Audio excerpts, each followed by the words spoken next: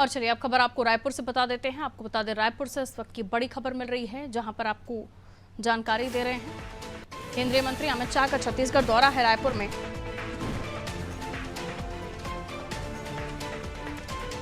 Drugs के खिलाफ अभियान की समीक्षा करेंगे गृह मंत्री। एनसीबी अधिकारियों की भी बैठक ली है। गृह मंत्री ने मोदी सरकार ने नशा मुक्त भारत का संकल्प लिया। उन्होंने कहा, ड्रग्स का धन आतंकवाद में इस्तेमाल होता है, सिंथेटिक ड्रग्स का उपयोग खतरनाक है। तो गृह मंत्री शाह ने बैठक ली। बैठक में ड्रग्स के खिलाफ अभियान की समीक्षा की।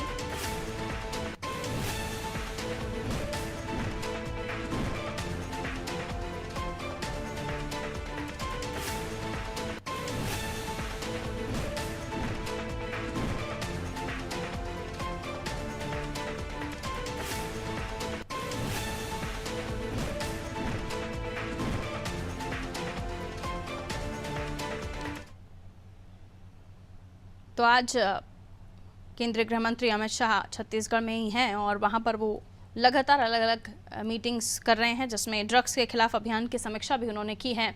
और ये भी बताया कि मोदी सरकार ने नशा मुक्त भारत का संकल्प लिया है और ड्रग्स का धन आतंकवाद में इस्तेमाल होता है। कुलभूषण हमारे साथ जुड़े हुए हैं। इस खबर पर हम उनसे और भी जानकारी ले लेंगे। कुलभूषण, आज गृह मंत्री जब छत्तीसगढ़ में थे तो उन्होंने मीटिंग की और अभियान जो ड्रग्स के खिलाफ चलाया जा रहा है उसको लेकर समीक्षा की गई।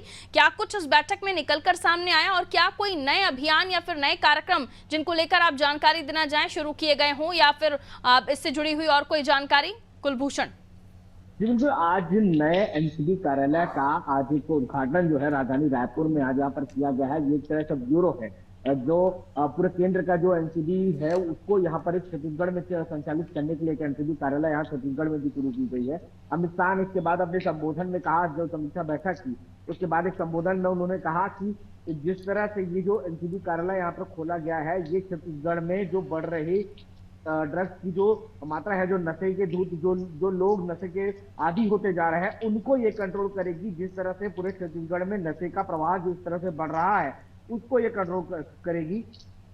नारकोटिक्स कंट्रोल ये ब्यूरो है और जो जिस तरह से किया जाता है कि मादक पदार्थ जिस तरह से ये है, ये बहुत ज्यादा ही हानिकारक होता है, ये केमिकल युक्त होता है, इसमें कोई डॉक्टरी प्रूफ नहीं होता है और ये जो युवा है ये देश को बर्बाद करने का सबसे बड़ा कारण बना हुआ है। और ये छत्तीसगढ़ में इसकी बहुतायत यहाँ पर देखी गई है। छत्तीसगढ़ एक मुख्य मार्ग है जहाँ से ये जो मादक पदार्थ है वो दूसरे बड़े राज्यों तक जाता है, क्योंकि उड़ीसा और कुछ ऐसे क्षेत्र है, क्योंकि यहाँ पे बड़े में आंध्रा और कुछ ऐसे क्षेत्र है जो मुंबई कोलकाता हाईवे आता है, यहाँ से बड़े पैमाने पर ड्रग्स की सप्लाई जो है वो छत्तीसगढ़ से होते हुए ही दूसरे राज्यों तक पहुंचती है। तो उन राज्यों पर कंट्रोल करने के लिए, ड्रग्स के उस मादक पदार्थों को कंट्रोल करने के लिए यहाँ पर एक एनसीबी कार्यालय होना बहुत जरूरी था और यही वजह है कि यहाँ पर कार्यालय खोला गया है। और आने वाले समय में छत्तीसगढ़ से और ये जो मार्ग है इसे पूरी तरह से नशा मुक्त कर दिया जाएगा।